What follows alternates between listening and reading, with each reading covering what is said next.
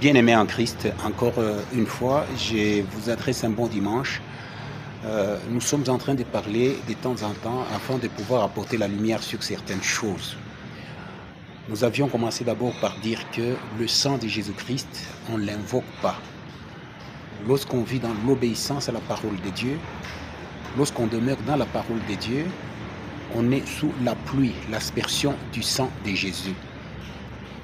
Lorsqu'on invoque le sang de Jésus, c'est comme si on était superstitieux.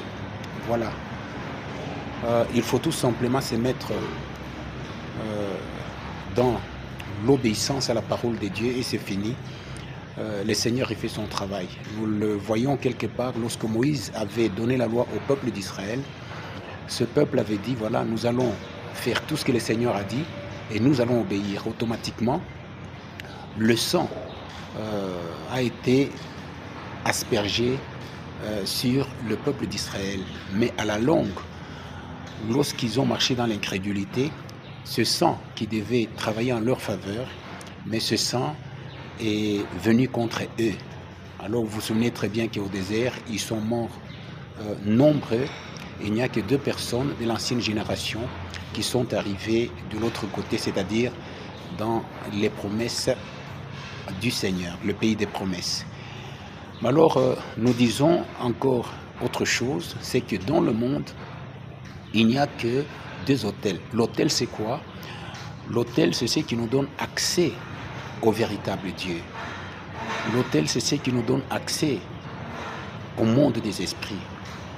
Alors, le premier autel qui nous donne accès au véritable Dieu, c'est Christ. Nous avons accès à Dieu par Christ. Vous voyez, donc Christ, c'est un autel. Le deuxième autel que nous avons dans le monde, c'est le moi. En d'autres termes, ça veut dire que lorsque vous cherchez, vous vivez tout en cherchant les intérêts de Christ, vous êtes au bon autel.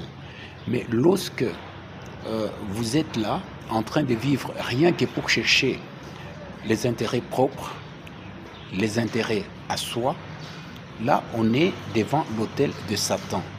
Lorsque vous travaillez pour vous-même, eh bien, sachez très bien que vous êtes connecté au diable. C'est pourquoi nous sommes appelés à être continuellement connectés au véritable Dieu. Et nous savons très bien qu'en ce moment-là, l'autel, le véritable, c'est Christ. Que le Seigneur vous bénisse. Amen.